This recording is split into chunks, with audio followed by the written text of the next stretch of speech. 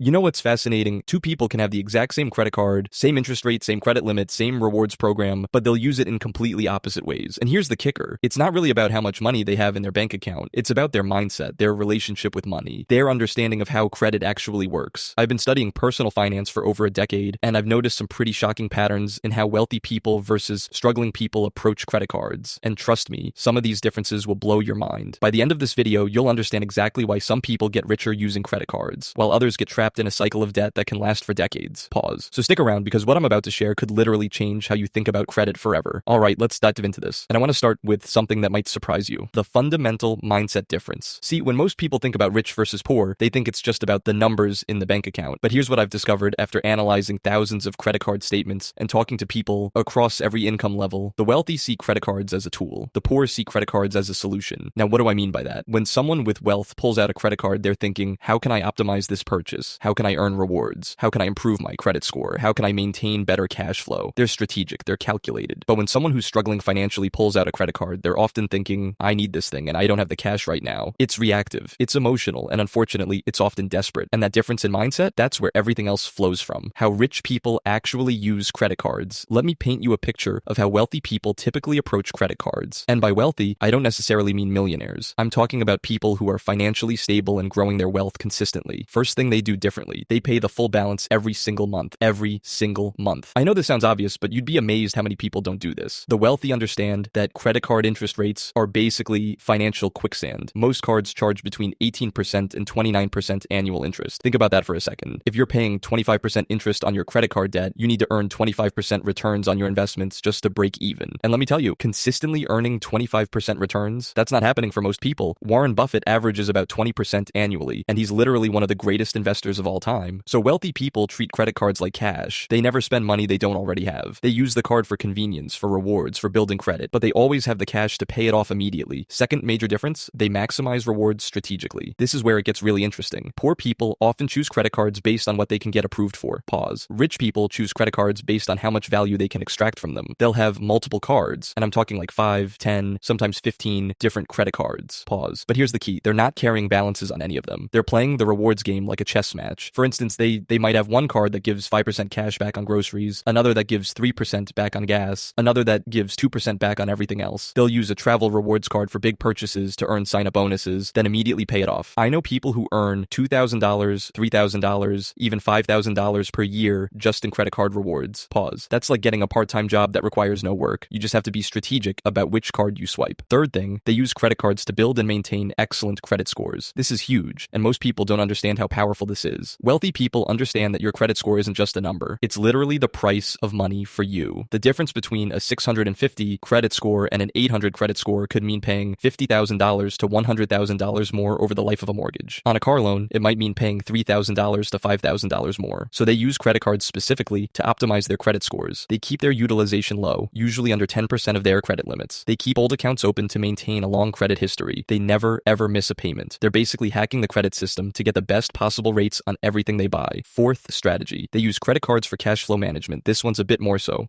Empathetic but still educational tone.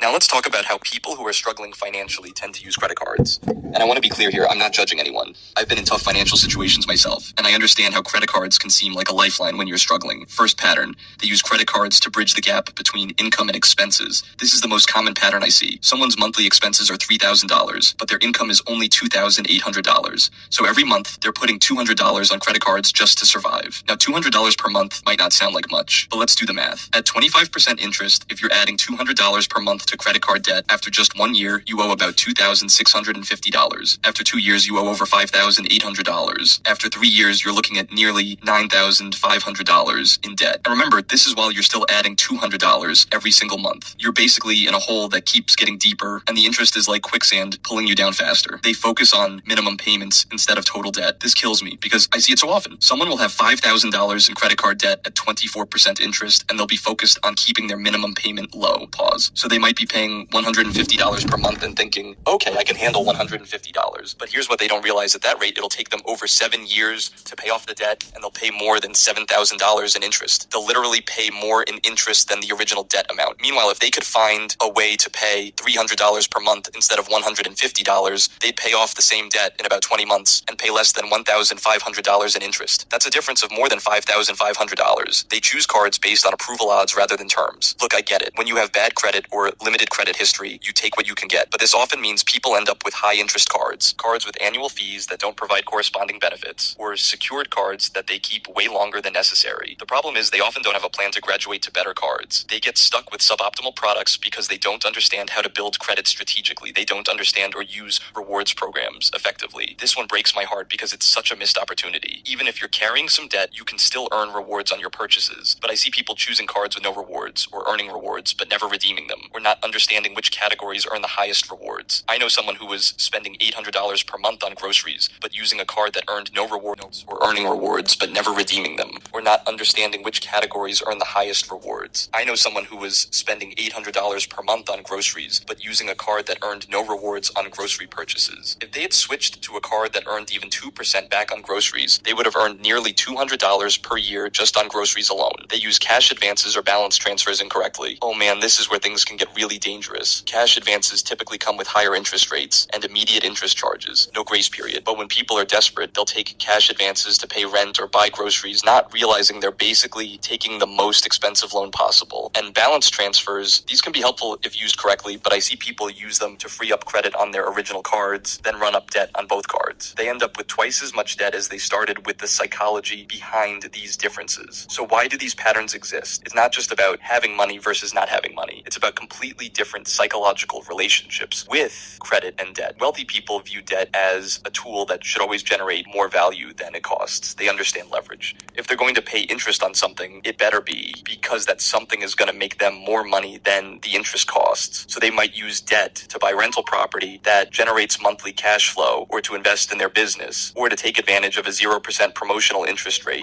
But they would never pay 25% interest just to buy consumable goods. Poor people often view debt as a way to maintain their current lifestyle. And I understand this mindset because when you're struggling, you're often just trying to keep your head above water. But the problem is using debt to maintain an unsustainable lifestyle just makes the problem worse over time. It's like using drugs to feel better. It might work temporarily, but it's not addressing the underlying issue, and it's creating new problems. Wealthy people have a long-term perspective. Struggling people often have a short-term survival mindset. This might be the biggest difference of all. When you're worried about paying this month's rent, it's hard to think about credit scores and compo.